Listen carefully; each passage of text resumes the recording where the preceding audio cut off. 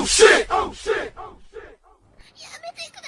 Yeah, I don't really know anymore how to feel something again.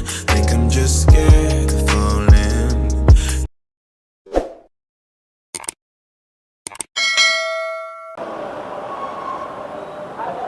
Pick up ang isa.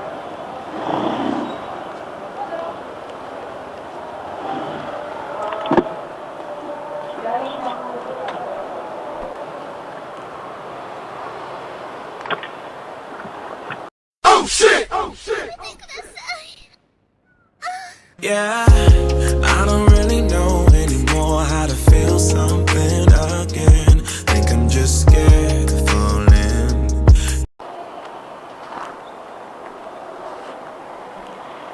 Ang po. Okay na po. Okay na po. Yes po.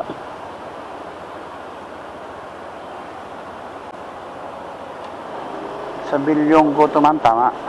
Po? Sa Bilyonggo Street sa may OYO 148, tama? Kasi ka-south pa po yung address ko, sir, no? Oo, walang problema sa akin. Kabisado ko yun nandun. Sana all. Kaya pagtingin ko Muntinlupa sukat, sabi ko alam ko na to. Oo. Diyan sa Ibis. Hindi po. May nag-visit lang po ako. Tagal, ano po ako talaga, south.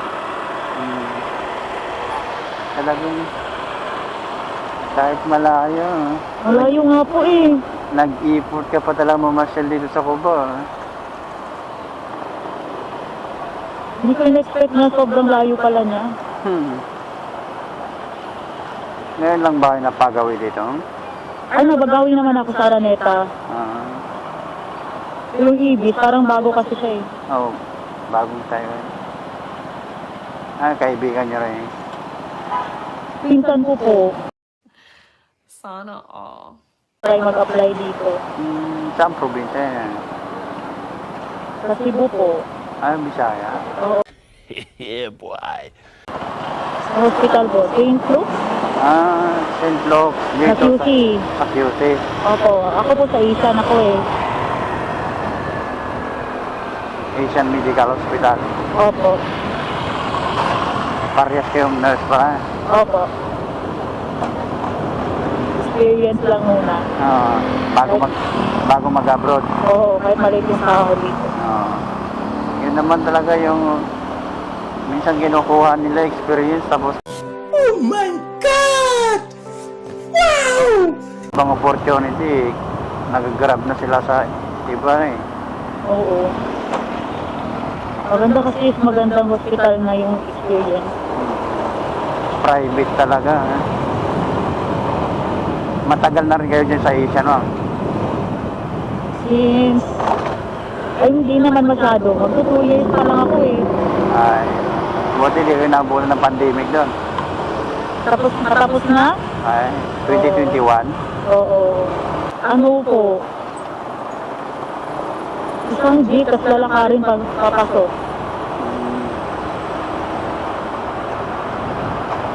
Parang medyo malayo-layo rin yung lalakarin nyo. Oo. Sa mismong stoplight. Oo. Hindi kayo nila dinidiscriminate. Dito po kasi kami nag-aaral, sir eh. Dito mismo. Opo. Hindi matagal dito sa Manila mismo. Opo. Saan college sir? Adamson po. First class. Bigatin din pala. Pares kayo nag-graduate eh. Pa? Sabay kayo nag-graduate eh. Opo. Pero scholar kasi kami, sir eh. Parang may mini-maintain na grade. Oo.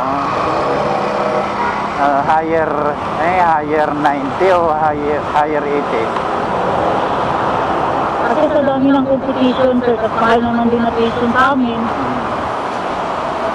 Kung gagastos kami, dito na lang. Sa bagay. Ibig sabihin, pag scholar kayo ganyan, matatalino kayo, ma'am. Aaralin talaga, sir. Para, Makagraduate talaga. oo. Para walang gagastos eh. Pansin ko, Oo. describe ka nila kung saan ka galing. Karamihan mga ganyan, kahit sabihin mo na college graduate ka, number 1 pa rin ang pinagbabasyan nila kung saan ka napagtapos. Yung mga scholar sa mga iba-ibang eskwelahan ka. Oo, sir, maraming sila ino-offer. Yung mga scholar, Marami ng ano ngayon sir, scholarship compared before. oo.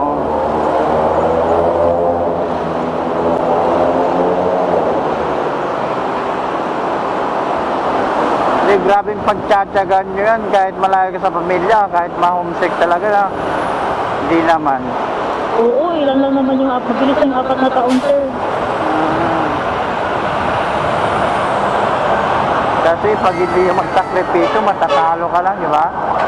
Kalik yung ganyan, hindi rin mahirap matuto. Effort lang talaga sir. Yung, Lusot-lusot kasi. Saka gabi.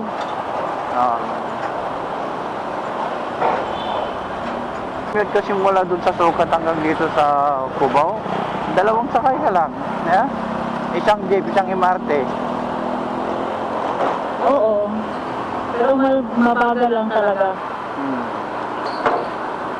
Na lang ko sa my guard. Dito po. Apa.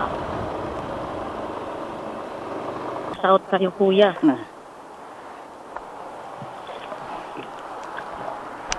Sa hinaba-haba ng kwentuhan namin ni Ma'am, hindi namin namalayan at nakarating na kami sa drop-off location ng safe at ligtas. Diba?